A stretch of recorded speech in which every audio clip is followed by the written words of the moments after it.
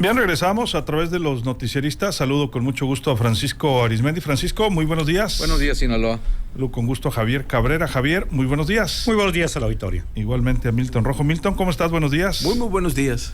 Buenos días, compañeros. Bueno, pues ha habido dos temas relacionados con fugas de gas en los últimos días. El pasado viernes, una fuga de gas en el Carrizo, específicamente en Adolfo López Mateos y en Río Sinaloa, provocó la alarma de residentes del área que, pues dicen, tienen una bomba de tiempo. Juan, uno de los vecinos afectados, relató los hechos. Su esposa, que se encontraba en el área de lavado, dice que sintió un fuerte olor y pues tuvo severas afectaciones. Esto es parte de lo que comentaba.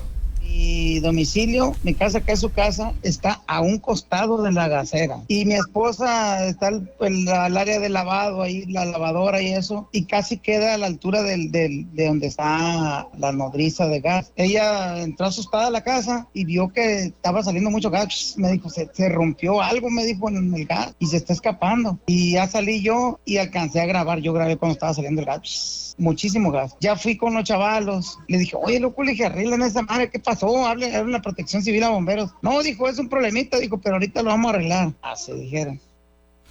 Pero se hizo un problema mayor, una válvula al cambiarse provocó esta fuga y ya se tomaron cartas en el asunto, dijo el titular de Protección Civil en AOME. Quiero comentarle también que el director estatal de Protección Civil, Roy Navarrete Cuevas, dijo que están pues reforzando la supervisión en gaseras y se están clausurando aquellas que no tengan permiso de uso de suelo.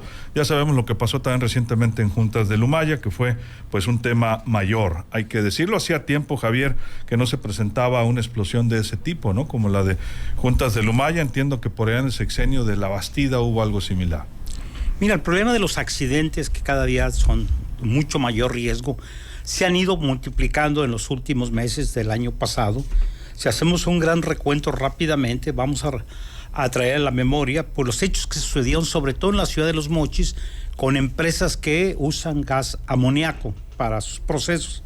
Bueno, pues algunas empresas, incluso hubo 2 accidentes en una misma empresa, se dijo que por problemas técnicos, y bueno, incluso en uno de ellos hubo más de 7 trabajadores intoxicados, si mal no recuerdo, fue allá por el mes de noviembre del año pasado. Pero aquí en Culiacán ha sido continuamente muchos accidentes, sobre todo en la parte sur de la salida de Culiacán. Recordar que también en una empresa que acumulaba o que vendía combustible hubo un gran accidente. Tuvieron que desalojar a cientos de personas cercanas porque el riesgo de que pudiera haber una tragedia mayor pues obligó a las diversas autoridades a intervenir rápidamente. Acá para el 10 ha habido 2 o 3 incendios de empresas dedicadas a agroquímicos, algunas que tienen que ver con cuestiones de madera, también accidentes muy fuertes que también ponen en riesgo los cuerpos de seguridad y sobre todo de cuerpos de bomberos, porque hay algunas sustancias que a veces no se sabe que se almacenan, que son sumamente tóxicas y que cuando entra el cuerpo de bomberos, si no traen los equipos necesarios para tratar de enfrentar un accidente de este tipo, pues pueden tener graves problemas. Y este caso que sucedió el pasados días aquí en la colonia Juntas de Humaya, pues volvió a poner de relieve donde está una empresa ya muy mal ubicada, que en 1992 hubo un accidente mucho más fuerte que este que se presentó. Pero la pregunta también viene a colación. ¿Qué fue primero, los asentamientos humanos o las empresas? Las empresas. Entonces, ¿qué ha pasado? Bueno, con el correr de los tiempos, los ayuntamientos o permitieron o hicieron de la vista gorda o no habían las normas necesarias para evitar los asentamientos urbanos cerca de las instalaciones. ¿Qué se ha dicho mucho de las instalaciones de la planta de Pemex? Bueno, que es un grave riesgo para la población. Pero bueno, la planta Pemex fue la primera que se instaló y después con el paso del tiempo fue creciendo la mancha poblacional hacia esa zona y hoy vemos que hay casas cerquitas de plantas de Pemex y bueno, por fortuna ha habido accidentes que han podido ser controladas. Hoy tendrá que ser alguna regulación y la autoridad tendrá que determinar estas plantas necesariamente van a tener que salir. ¿Por qué? Bueno, porque es mucho más difícil tratar de reubicar a cientos de hogares en alguna otra parte de Culiacán. Estas empresas tendrán que salir y verificar también los controles que tienen de calidad y de supervisión y verificar que todas estas empresas que utilizan algunas sustancias sumamente tóxicas o algunas inflamables cumplan con toda la normatividad. Es el caso aquí de algo que todavía no se sabe muy bien. La versión es de que hubo un cortocircuito a un vehículo, que fue lo que inició este accidente y que tuvieron que sacar a 120 personas. Imagínate que estás durmiendo durante la madrugada, llega a un vecino o la fuerza pública y te dice, sálgase porque hay peligro de que pueda haber una explosión mucho mayor que pueda causar muchos daños colaterales. Bueno, pues hoy la autoridad está verificando esto. Ya vimos la postura de la empresa, que dice que va a hacer alguna reparación. No deja claro si la empresa va a seguir funcionando ahí o no va funcionando, aunque el gobernador dijo que se va a clausurar y está clausurada. Lo que no se sabe es si se va a obligar a que se reubique o no. Milton, ¿tu punto de vista? Bueno, ahorita Javier ponía la gran pregunta filosófica para las ciudades. ¿Qué fue primero, la planta o la colonia? Entonces, en función de eso, pues es como también los ayuntamientos, las autoridades de protección estatales y municipales deberían de ir cambiando este sistema de decir, bueno, si vamos a reubicar, si va a haber un proceso de reubicación de plantas, tendría que haber un ordenamiento en el cual a esas plantas se les va a respetar el perímetro, pues. O sea, que no puede haber asentamientos humanos sobre el perímetro. ¿Por qué? Porque es una gran inversión la que tienen que hacer estas empresas, y las cuales en el pasado, por falta de cultura, de prevención, de lo que tú quieras, y obviamente pues con tal de cubrir una necesidad de vivienda, permitieron que se generaran estos núcleos poblacionales. Pero no sé si en la de Juntas de Humaya fue primero la planta. La planta no había casi viviendas. No había viviendas. Casi no había viviendas. Entonces, ¿qué dijeron los vecinos en cuanto pasó esto? Lo mismo que en el Carrizo. Oiga, esto es una bomba de tiempo. Entonces, quieras o no, entra a la agenda pública de los ayuntamientos y de Protección Civil Estatal el tema de estas plantas. ¿Por qué? Porque esto fue un aviso.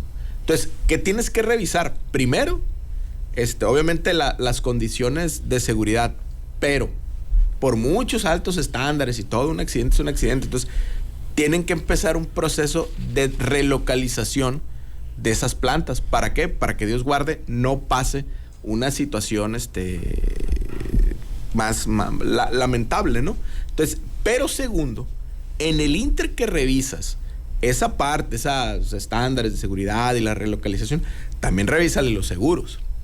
¿Por qué? Porque, Dios guarde, llega a pasar algo y ¿qué ponen las empresas? ¡Ay, estamos en acompañamiento con la gente! Utiliza mucho la jerga empresarial cuando pasa una tragedia, pasa algo, el acompañamiento. Pero el acompañamiento en la gramática de la verdad es nada, ¿no? O sea, no, hay veces que cubren y hay veces que no. ¿Por qué?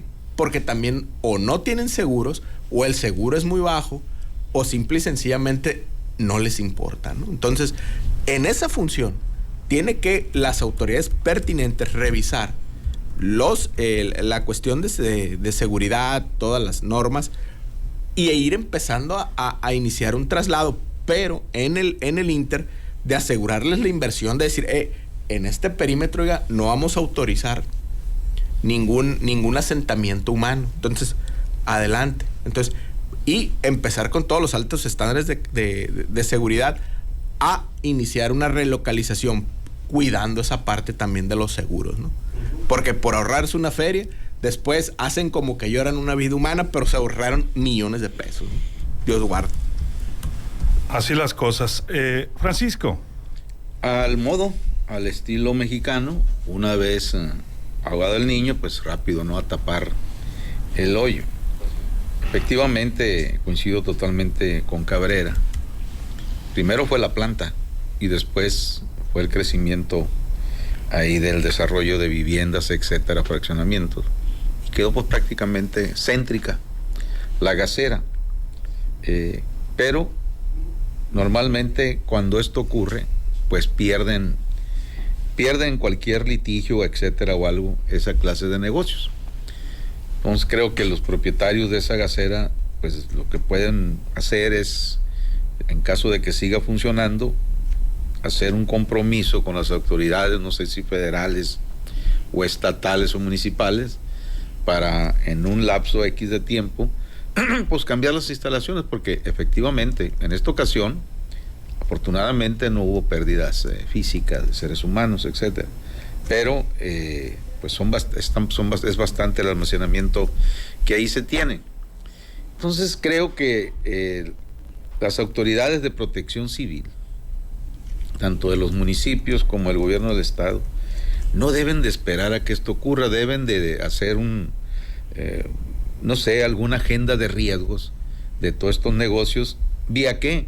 Vía la inspección permanente de los riesgos que se puedan correr en diferentes áreas. Por ejemplo, en Culiacán, ¿cuántos edificios realmente cuentan con la aprobación de las salidas de emergencia?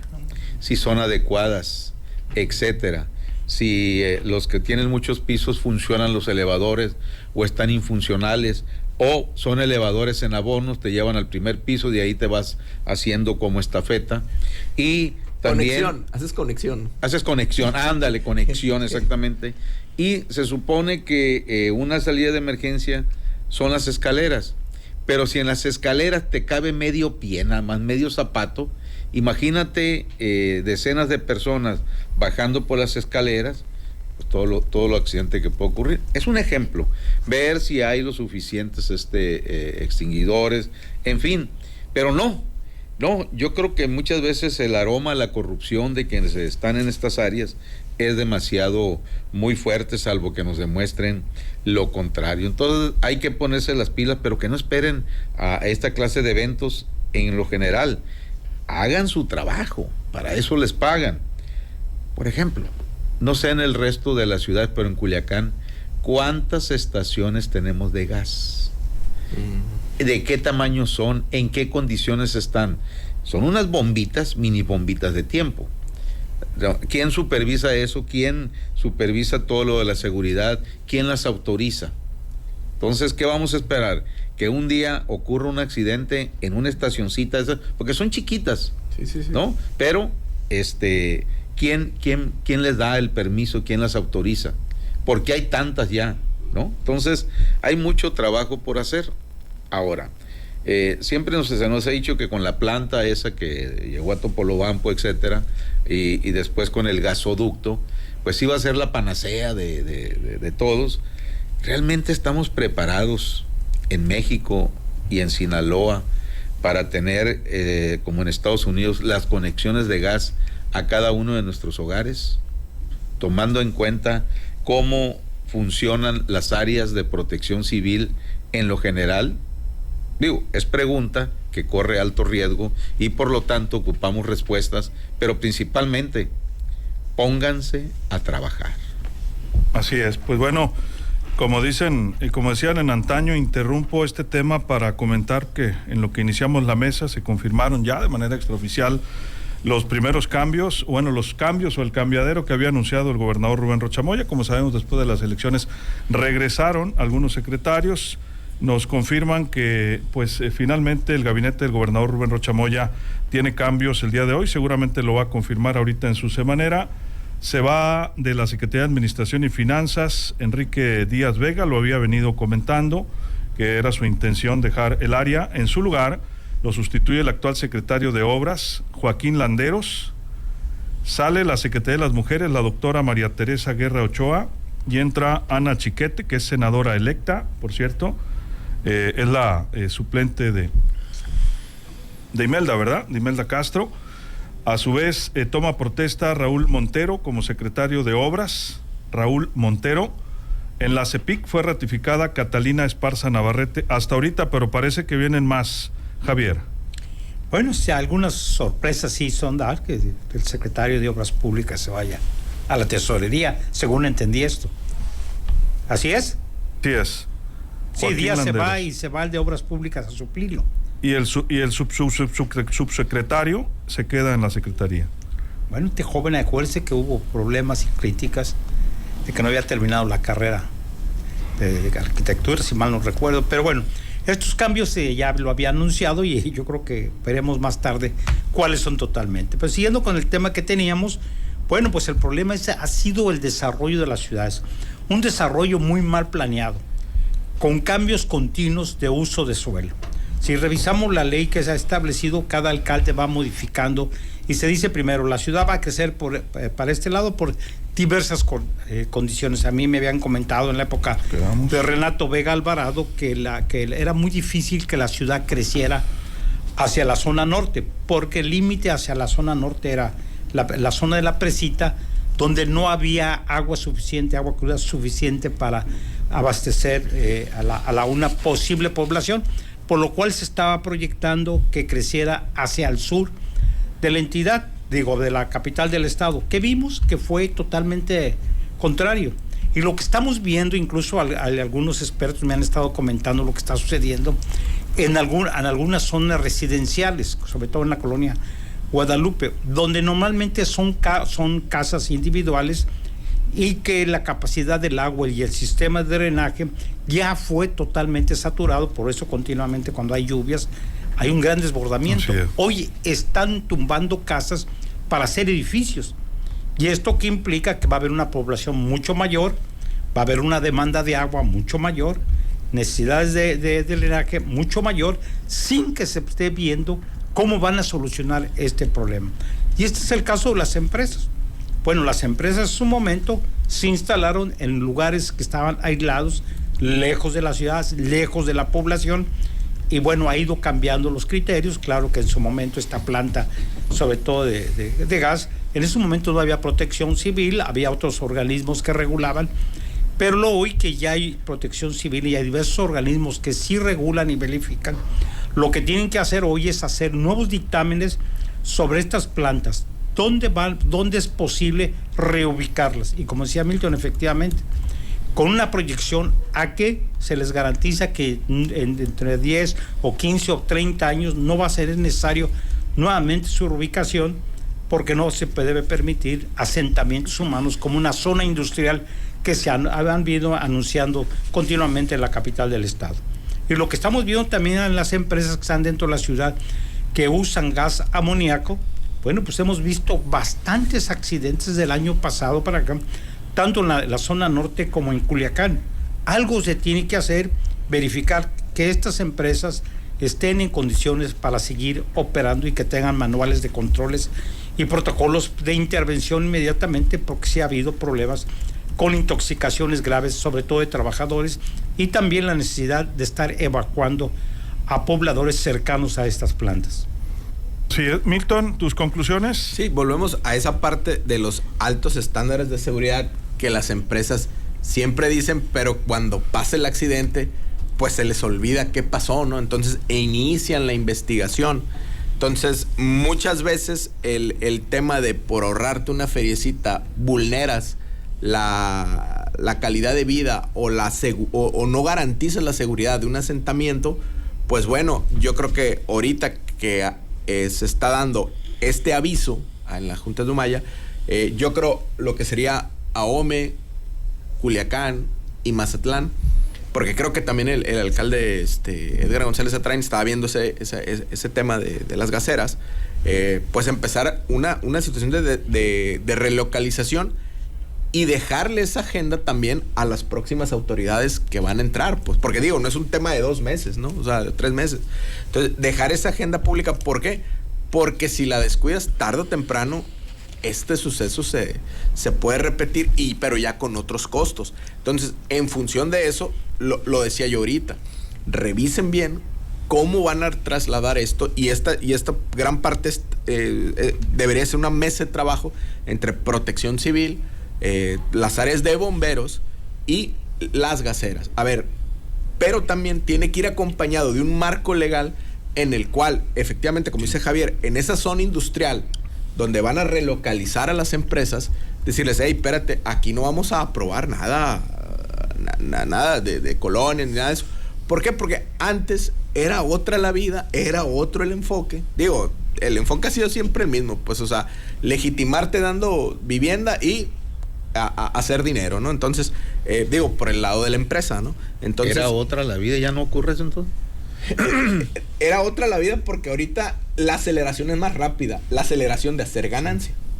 la aceleración de acumulación de capital. Antes como que, ay, espérate, que suene la caja. Lo cual significa que puede haber aceleramiento también en la generación de corrupción. Totalmente.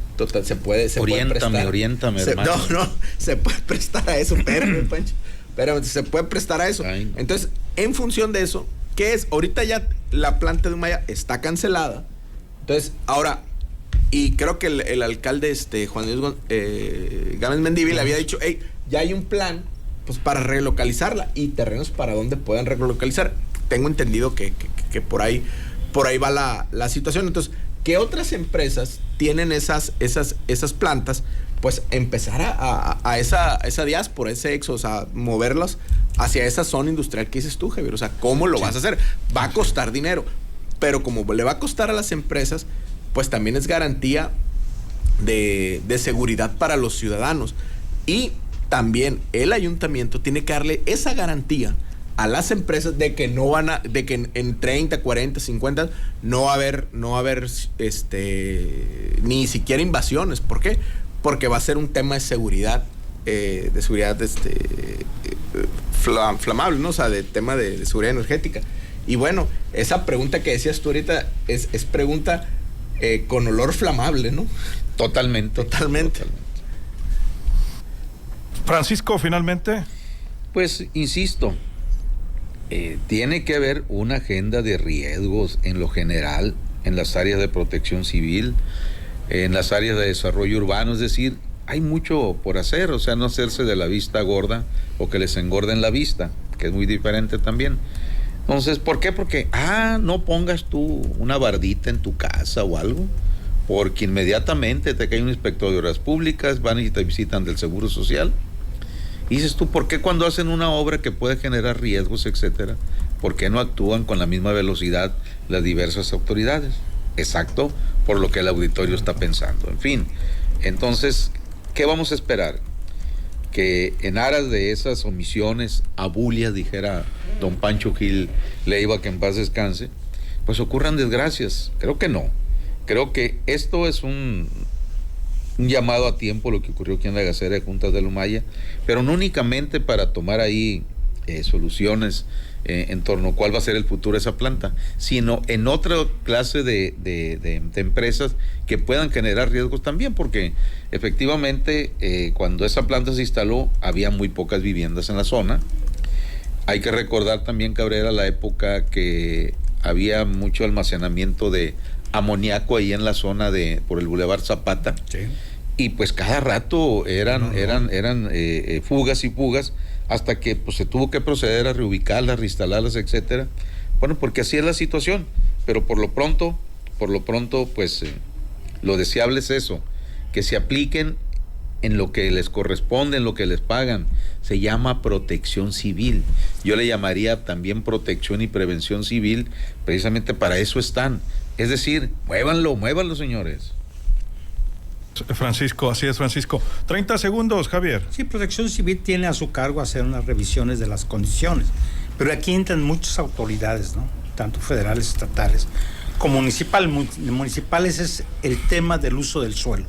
Cómo vemos que continuamente se ha ido cambiando los criterios, y a veces por conveniencia política o conveniencia de otro tipo en los ayuntamientos, de que zonas que se dice que no van a ser de tipo habitacional, de repente aparecen habitacionales y vamos viendo que pues se va implicando graves riesgos, no solamente con empresas, sino a veces con inundaciones bastante graves. ¿Por qué? Porque permitieron que se construya en zonas que no son las adecuadas. Y en el caso esto de todas las empresas que utilizan algunas sustancias que son sumamente tóxicas o inflamables, bueno, pues hoy se tiene que hacer nuevamente un mapa de riesgo de todas las ciudades para ver dónde están ubicadas y qué necesariamente puedes hacer, y si te necesitas es tener mayor control sobre ellas para ver que tenga gente capacitada en el manejo y de reacción rápida para que no suceda los accidentes que han ido multiplicando desde el año pasado, sobre todo con el gas amoníaco. Así es. Muchas gracias, Javier. Muy buenos días al auditorio. 30 segundos, Milton. Sí, ese es el punto, Javier. O sea, no solo hay un atlas de riesgos de eventos naturales y todo, sino un atlas de riesgos de seguridad industrial y empresarial. Entonces, en función de eso, ahorita la agenda pública, pues, sobre estos temas, la lleva ¿quién? Protección Civil y Bomberos. porque en función de eso tienen que generar ese mapa de riesgos y empezar a armar un plan de relocalización de las empresas, no solo gaseras, sino empresas que generen un riesgo para la población. Y lo que sea Francisco, por los edificios que tienen problemas en su ejecución, pues también revisarlos y bueno, ver cómo y de qué manera pueden subsanar esto y prevenir tragedias humanas. Así es. Gracias, Milton. Muchas gracias. Francisco, 30 segundos. Y tienen el cinismo de llamarles edificios inteligentes. Mira tú, qué inteligencia, ¿no? Hacer el cochinero que hacen de edificios y casi cero salidas de emergencia. Pero bueno, es lo que hay, como dice Milton. Y por lo demás, creo que muy inflamables también van a ser las nuevas designaciones en el gabinete del gobernador Rubén Rocha Moya. Va a causar bastante ruido, bastante flama esto. ¿Sobre quién va a ser tesorero? Efectivamente, y bueno, vamos a ver qué más comenta ahorita en la semanera. ¿Hay semanera con el gobernador? ¿Hay semanera? Sí, hay. Con Rubén Rocha Moya, pero de que ya hay ruido, y mucho tototote ruido sobre estos cambios, claro que sí. Y bueno, yo hoy por lo pronto felicito hoy en su cumpleaños al querido y estimado colega Arnoldo Ortega, su cumpleaños, el buen Arnoldo, y también, aunque hace años que no lo veo, pero buen amigo también, a pesar de la distancia, a Gilberto Espuro Fernández, también hoy en su cumpleaños. Y por encima de todo, muy por encima de todo, le mando un abrazo afectuoso, enorme, a alguien con el que jamás a solas me he tomado un café, etcétera, ¿no? Que es al hoy exsecretario de Finanzas, Enrique Díaz. Enrique, te invito a desayunar, comer o cenar lo que tú quieras. La verdad, con mucho afecto. Y es más, si gustas, te invito a esta noche a cena, Pancho, cuando quieras. Pero por lo pronto, aquí tienes la mano de un amigo. Buenos días, Sinaloa. Gracias, Francisco. Así las cosas, se confirman estos cambios. Acaba de boletinar también el gobierno del estado. Justo en este momento, 8:59, bueno, ya son las 9.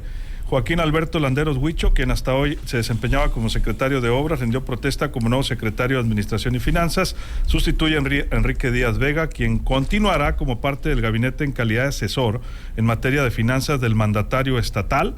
Nos dicen, él había dado cuenta, y el gobernador, que tenía interés de regresar a sus empresas. Bueno, seguirá únicamente como asesor del gabinete en calidad en materia de finanzas. A su vez, Raúl Francisco Montero Zamudio, quien hasta hoy encabezaba la Subsecretaría de Programas y Contratos de Obras Públicas, asumió la titularidad de la Secretaría de Obras Públicas. Ana Francis Chiquete Elizalde, quien laboraba como secretaria particular del secretario general de Gobierno, fue nombrada titular de la Secretaría de Mujeres. Ella también pues era senadora suplente electa junto a Imelda Castro. Catalina Esparza Navarrete, quien había sido encargada de despacho hasta el regreso de Graciela Domínguez hace poco, bueno, de nueva cuenta es designada ya como titular de la Secretaría de Educación Pública y Cultura. No sabemos si vendrán más cambios o ratificaciones. Está pendiente por ahí el caso de la Secretaría de Turismo. Está pendiente también el caso de la propia Secretaría de General de Gobierno, que pues es probable que el gobernador dé a conocer ahorita más detalles. Va iniciando en este momento la semana. Lo dejamos bien acompañado en Que Vibra, el show del Mariconcho. Soy Luis Alberto Díaz. Que la pase de lo mejor.